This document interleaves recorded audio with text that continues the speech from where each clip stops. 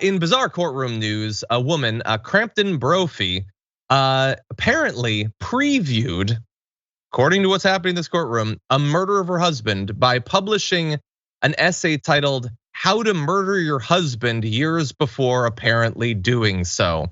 A 12-person judge found her guilty of second-degree murder just yesterday after deliberating for 2 days. Apparently, Daniel Brophy was a 63-year-old chef, was killed on the June 2nd, 2018 as he prepared for work at the Oregon Culinary Institute in Southwest Portland. So look, the lawyers tried to say that this essay it has nothing to do with anything.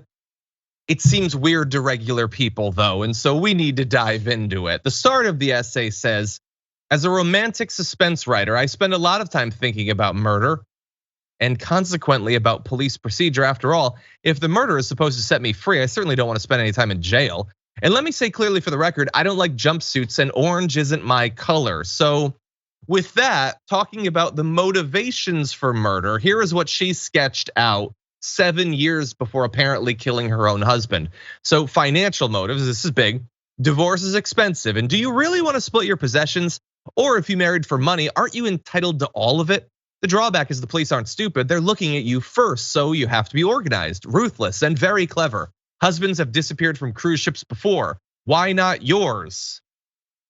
She says on the lying, cheating bastard, this is a crime of passion. In anger, you bash his head in or stab him with a kitchen knife. Most of the time, there's a trail that leads directly to you. Each type of murder leaves clues.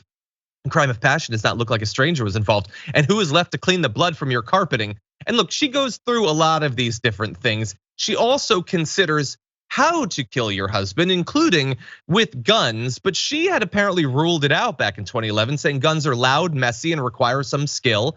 If it takes 10 shots for the sucker to die, either you have terrible aim or he's on drugs. She went through knives and strangling him, bludgeoning him, and using poison, and she doesn't seem to have been satisfied with any of those options, Brett. In the end, I guess she went back to the one that was easiest, and it didn't work out for her legally. She needed to have written an essay called "How Not to Kill Your Husband."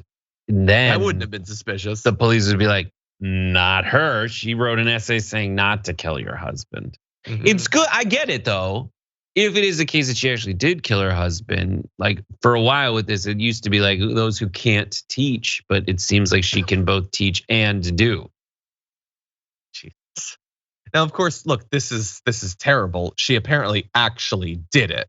And even if somehow this is a case of injustice, someone did, the husband was killed. So devastating, but like imagine being that husband and seeing that essay and then maybe just briefly wondering, like that seems like sort of a weird thing to focus on, but then moving past it, because love and marriage and all that. And then it ends up happening. This is such a bizarre, twisted tragedy. I don't know, like it's a little too perfect. If I wanted to kill her husband and I saw that she wrote that, I'd be like, wrote that? I saw that she wrote that, nice. I'd be like, now's the time, Sonny. 100%.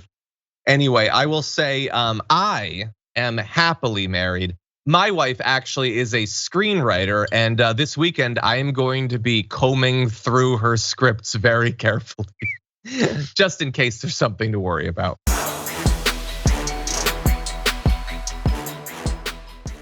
Check out the Damage Report podcast each day, wherever you get your podcasts, whether Pocket Casts or Stitcher or iTunes. You can join me as I give you the news and stories you want, with a range of co-hosts and interview guests jumping in on the fun each day. Again, that's the Damage Report, wherever you get your podcasts. And if you get them at iTunes, don't forget to rate and review. Sometimes I'll read them live on the show.